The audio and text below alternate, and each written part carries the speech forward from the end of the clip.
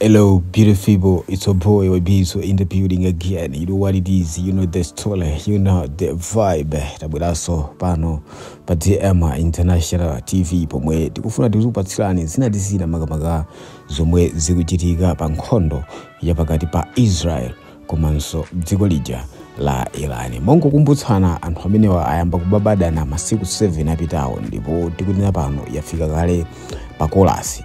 Yafika poti nkhondoyi ikudabwitsa kuti bwina ikhoza kukhala nkhondo yayikulu pa dziko lonse lapansi yachitatu ijamati World War, chifukwa taona ndithu mayiko angapo akuyankhulapo ena kuchenjeza anzawo kuti inu musayesere kulowerera nkhondo imeneyi, chifukwa mukangoyesera kulowerera ndekuti zinthu sizikhala bwino. Tikuona ndithu zochitika zosiyanasiyana zikuchitika ndithu mkati mwa ndime mmenemu. Tikhale tikuwerenga ndithu mapost awiri atatu amene apangidwa post pa tsamba la mchezo la mkulu wina mzika ya kumalawi kuno imene imakhala m'mayiko akunja, ndipo dzina lake ndi Kondwani Kachamba Ngwira. Ameneyu ndithu akumapereka latest update, ndipo ife tikhale tikuphanda zimenezi kusatakula kuti kodi mkulu ameneyu akuti chani. Musaiwale kuti ku dziko limene la Israel kuliso amalawi ena amene akuthamanga maganya awiri atatu kumeneku,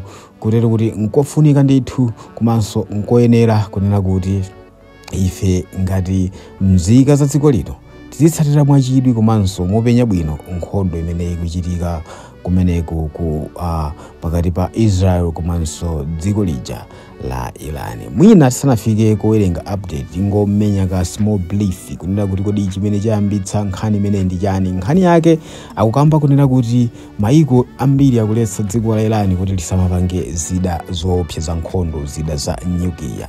Mongo kumbutsana, zida za nyuklia ndi zida zoopsa kwambiri pa dziko lapansi zimene zimapereka chiopsezo ku zinthu za moyo za pa dziko lapansi, ndipo zida zimenezi alipo ndithu mayiko ena amene amapanga, komano dziko la Iran akuliuza kuti inuyo musamapange zida zimenezi chifukwa china kuti simunapasidwe chilolezo chopanga zida zoopsa zimenezi.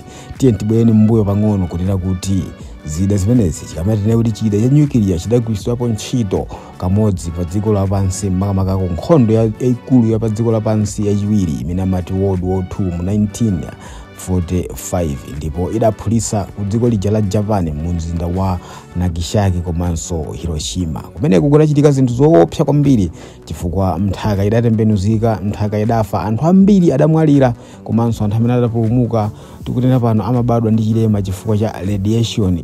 Mpweya umene udafikira anthu amene adapulumukawo dapanga affect matupi awo, kotero kuti kumene kuku generation imeneyo ndithu anthu ake amabadwa odabwitsa. Kuchokera pompo mayiko adakhala pansi ndikuona kuti izi sizida zogwiritsa ntchito pa nkhondo. Tiye tipezeni zida zina zimene zikhoza ndithu kuvulaza kapena kupha anthu koma osaononga generation komanso osachita kuonongeratu nthaka yonse, chifukwa tikunena pano ku Hiroshima komanso Nagasaki kumeneko ndithu chomera sichimera chifukwa nthakayo ndiyo panda pake idaferatu, ndiyo theratu, palibenso kalikonse kamene kakhoza kuchitika pa nthaka imeneyi. Mwa changu ndi mosunga nthawi tete ndiwerenge post yoyamba ya Kondwani Kachamba Ngwira imene akunena kuti Iran Israel update.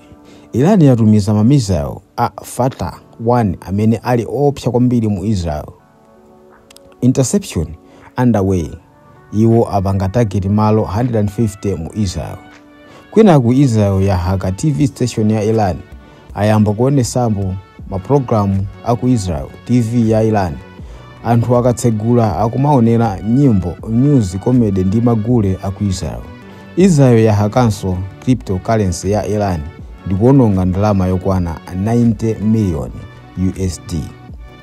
Nkhani ndithu imene ichitika ndithu nkhondo tikuyamba kuti yanunkha nkhodzo iyi, nkhondo yanunkha mphira pamene ndithu tikuona kuti Israel ya haka TV komanso cryptocurrency ya dziko la Iran, komanso Iran yatumiza bomba limene mamiza amene akuti Fatah 1 mamiza opsa kwambiri mdziko limene la Israel, ndipo apanga target malo kwana 150 koma zizophererera akuti ma interception akuchitika ndithu kumeneku ku Israel. Mongokumbutsana paja dzulo amanena kuti zida zimene zimathandizira kupherera mabomba zinachepa kumene ku Israel, kotero kuti dziko la United States of America mosogozedwa ndi Trump anatumiza ndithu zida zina kuti zathandizire kupherera mabomba amene akuchokera mu dziko la Iran. Mongokumbutsana nkhondo imene yamba ndithu masiku angapo kwana 7 apitawo, ndipo lidayamba ndi dziko la Israel kuphulitsa dziko la Iran, ndipo Iran ikuchita ngati mobwenzera komanso kupanga defendi monga mudziwa munthu akumenya mbama nawenso umazangoti nanenso ndichite kumochita ngati umenya mbama sana ndipweteke ndimene zikukhalira. Tiwerenge post ina apa imene yakuti Israel and Iran update akuti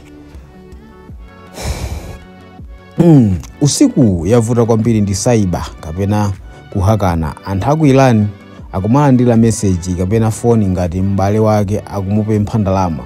Phone ya m'bale wake ndithu pena mawu ngati m'bale wake koma ali ma Israel. Iye akatumiza ndalama basi zonse kwa akaunti zapita. Mabanki aku Iran akupangidwa hack ndi ma Israel ndi kumatapamo ndalama. Mbali ina mafata 1 missiles Iran afika mu Israel koma interception ikuchitika kwambiri.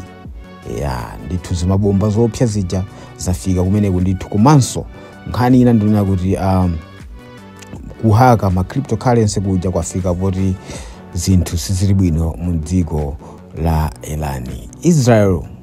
Iran Israel update war akuti ma Israel apanga hack system ya boma la Iran.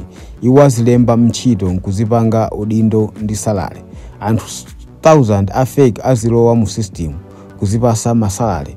Kwavuta kaye mwezi uno chifukwa sakudziwika kuti munthu uyu ndi weniweni kapenayi. Boma la Iran ndi akatswiri awo akuyesesa kukonza vutoli.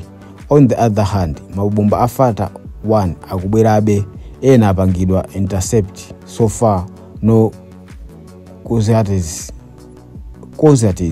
but still more coming. Anapangidwa launch 5 hours ago. Nuclear site imodzi imene Israel imati yaphulitsa yapezeka kuti idali yonse ku Iran ndi nyumba chabe ndi fumbi, koma nuclear site imeneyi ili pansi kwambiri. Ma nuclear sites ena anaphulitsidwa ndithu koma imodzi idakali yonse. Please the videos akuonesa Mossad akuombedwa ndi dzana. Iran used shared kutero kuti ndithu akamba benkhani mweja yohaka kuti haka system komanso mene muzipezeka kutena kuti anthu ena kulandira salale makamaka anthu afega amene wawa nkhani ndi yavuta kwambiri. Komanso akuti nuclear site imene amati yaomberedwa makamaka kumene ku Iran akuti inali nyumba chabe. Nuclear site imene ili pansi kwambiri. Nkhani imene tinayikambaso masiku angapo apitawa kutena kuti ku Iran kuli base chachikulu kumene kuli zida za nkhondo zoopsa chimene chili pasi pa phiri, kotero kuti nkovuta kuti kuphulitsidwe chifukwa chibomba chimene chikufunika kuphulitsa kumene kuko dziko la Israeli lilibe. Tikhale tikubweretserani nkhani zosiyanasiyana zokhudza nkhondo imeneyi, koma pakadali pano tete tingotsekani program imeneyi. Tangopanga subscribe channel chimene chifuatiza kupatsirani nkhani zosiyanasiyana kuphatikizaponso ma update a nkhondo imene ya Israel komanso Iran. Until next time, ine mulutswane moja wa Ibizo in the building. Ndingoti mwakoma nonse zikomo.